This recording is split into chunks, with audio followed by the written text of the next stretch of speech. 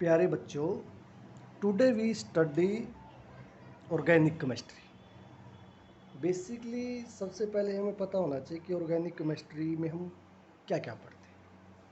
First, study of organic compound. Organic chemistry में हम क्या पढ़ना स्टार्ट करते हैं? स्टडी ऑफ ऑर्गेनिक कंपाउंड या स्टडी ऑफ ऑर्गेनिक सब्सटेंस। सबसे पहले ये बात आई कि ऑर्गेनिक कंपाउंड क्या होते हैं या ऑर्गेनिक सब्सटेंस क्या होते हैं। या बेसिकली थोड़ा सा और हम ऑर्गेनिक केमिस्ट्री के बारे में बोल लें तो क्या होता है? The study of structure, property, composition, reaction and preparation of carbon containing compound. ये बेसिक सी ऑर्गेनिक कंपाउंड की क्या होती है? डेफिनेशन। मतलब समझ में क्या आया? The study of structure, property, composition, reaction and preparation of carbon containing compound. अब सबसे पहले ये बात आई कि क्या सारे carbon containing compound organic compound होते हैं?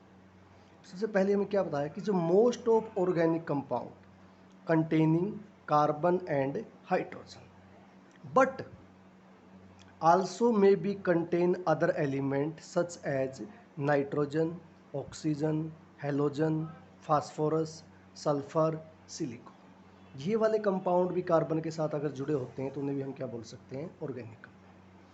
शुरुआत में जब ऑर्गेनिक केमिस्ट्री की शुरुआत हुई तो ओल्ड कॉन्सेप्ट के अकॉर्डिंग ऑर्गेनिक केमिस्ट्री को हम शुरुआत में हम क्या बोलते थे? Study about carbon containing compound. कि जो कंपाउंड कार्बन को कंटेन करेंगे वो कंपाउंड क्या होते हैं? Organic compound. बट कुछ एक्सेप्शन मिले थे अपने को, जैसे carbon monoxide, carbon dioxide, KCNO, calcium carbonate, sodium hydrogen carbonate, aluminium carbide, sodium cyanide, कुछ कार्बाइड जैसे magnesium carbide, calcium carbide, silicon carbide, tungsten carbide, iron carbide. ये ऐसे एलिमेंट मिले जो कार्बाइड की टर्म में या कार्बन मोनोऑक्साइड या कार्बन डाइऑक्साइड या कैल्शियम कार्बोनेट या सोडियम हाइड्रोजन कार्बोनेट, ये ऐसे एलिमेंट मिले जो कार्बन तो कंटेन करते हैं बट क्या नहीं है? ऑर्गेनिक कंपाउंड नहीं। तो मॉडर्न स्टडी के अकॉर्डिंग जो ऑर्गेनिक केमिस्ट्री है वो कैसे बताई गई? The study of hydrocarbon and their derivative. Organic chemistry के अंदर हम हाइड्रोकार्बन की स्टडी करते हैं और उनके डेरिवेटिव। अब सबसे पहली बात यह है कि हाइड्रोकार्बन क्या होता है? हाइड्रोकार्बन वो होते हैं जो कार्बन और हाइड्रोजन से बने होते हैं, कार्बन और हाइड्रोजन से। दूसरी बात क्या है कि जितने भी आपके ऑर्गेनिक कंपाउंड होंगे, फॉर्मेशन ऑफ कोवलेंट बॉन्ड। कैसा बॉन्ड बनाएंगे? हमेशा कोवलेंट बॉन्ड बनाएंगे। Formation of covalent bond. Formation of covalent bond कैसे बनता है? Basically sharing of electron. Electron की क्या होनी चाहिए उसके अंदर? शेयरिंग। क्या होनी चाहिए? इलेक्ट्रॉन की शेयरिंग। Sharing of electron. अब बेसिक सा ऑर्गेनिक केमिस्ट्री के अंदर हम क्या क्या पढ़ते हैं? एप्लीकेशन के रूप में देखी जाए तो क्या क्या पढ़ते हैं जनरली हम? सबसे पहले तो जीनेटिक इन्फॉर्मेशन, जो अपना डीएनए होता है या जो आरएनए होते हैं, डीएनए और आरएनए जितने भी होते हैं वो सारे के सारे कार्बन कंटेनिंग कंपाउंड होते हैं और उनको हम ऑर्गेनिक कंपाउंड बोलते हैं। प्रोटीन के बारे में पढ़ते हैं, जैसे आप ब्लड, मसल्स, स्किन, क्लोथ जितने भी कपड़े होते हैं, fuel, polymer, dye, medicine, drugs, जो हम ड्रग्स बनाते हैं, जो दवाइयाँ हम यूज़ करते हैं, बायोमोलिक्यूल्स जैसे कार्बोहाइड्रेट,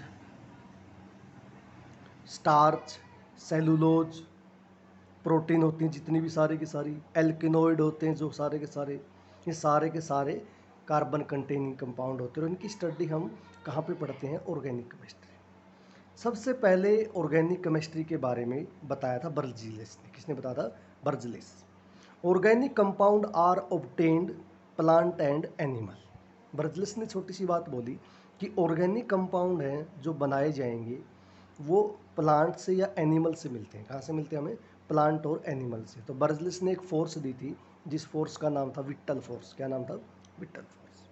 अब बर्जलिस ने तो सिंपल बताया कि ऑर्गेनिक कंपाउंड हैं वो सारे के सारे प्लांट या एनिमल से बनेंगे। लेकिन उसके बाद एक BF वूलर आया 1828 में। BF वुलर 1828 में आए और उन्होंने सिंथेसाइज कर दिया ऑर्गेनिक कंपाउंड इनऑर्गेनिक कंपाउंड से, मतलब इनऑर्गेनिक कंपाउंड से उन्होंने क्या सिंथेसाइज कर दिया, ऑर्गेनिक कंपाउंड। क्या प्रोसीजर यूज किया था, अमोनियम साइनाइड लिया, क्या लिया, अमोनियम साइनाइड NH4CnO, उसको क्या कर दिया, हीट, क्या कर दिया उसको, हीट। जैसे ही अमोनियम साइनाइड को हीट किया तो रीअरेंजमेंट प्रोसेस के द्वारा यूरिया बन गया, क्या बन गया, यूरिया। लेकिन यूरिया क्या था, एक ऑर्गेनिक कंपाउंड था। लेकिन अमोनियम साइनाइड क्या था आपका, अमोनियम साइनाइड था जो आपका कैसा कंपाउंड था, वो आपका इनऑर्गेनिक कंपाउंड था। तो ऑर्गेनिक कंपाउंड से इनऑर्गेनिक कंपाउंड की क्या कर दी, डिस्कवरी कर दी। इसलिए ऑर्गेनिक कंपाउंड के फादर, ऑर्गेनिक कंपाउंड के फादर के रूप में कौन जाने जाते हैं, B F Wohler. F Wohler भी लिखा मिल जाता है, कई जगह क्या मिल जाता है, एफ वुलर। फ्रेंडलिच वुलर, क्या नाम था उनका, फ्रेंडलिच वुलर। अब इसी तरह जैसे आप फ्रेंडलिच वुलर ने ऑर्गेनिक कंपाउंड को इनऑर्गेनिक कंपाउंड से ड्राइव कर दिया था, वैसे ही एसिटिक एसिड को ड्राइव किया था कोल्ब के द्वारा, किसके द्वारा, कोल्ब के द्वारा 1845 में। और मीथेन को ड्राइव किया गया था ब्रेथलेट के द्वारा 1856 में।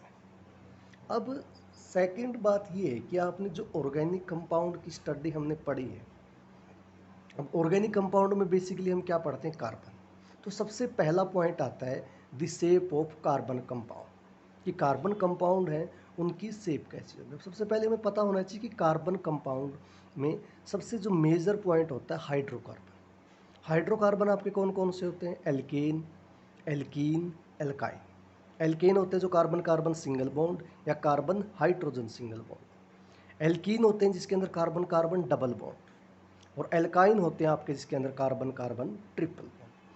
एल्केन को हम सैचुरेटेड कंपाउंड बोलते हैं, सैचुरेटेड हाइड्रोकार्बन, क्या बोल देते हैं, सैचुरेटेड हाइड्रोकार्बन। एल्कीन और एल्काइन को हम बोलते हैं अनसैचुरेटेड हाइड्रोकार्बन। अब सबसे पहले पढ़ेंगे एल्केन।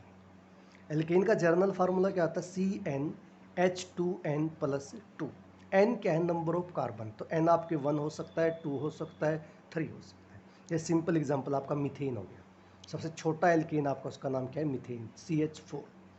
तो मीथेन की जो स्ट्रक्चर होती है वो कैसी होती है, टेट्राहेड्रल। sp3 हाइब्रिडाइजेशन होती है, bond angle 109 20 two 28 degree. 4 bond होते हैं और 4 के 4 बॉन्ड कैसे होते हैं, कोवलेंट बॉन्ड। 4 के 4 बॉन्ड कैसे होते हैं, कोवलेंट। इसके बाद सेकंड है आपकी एल्कीन।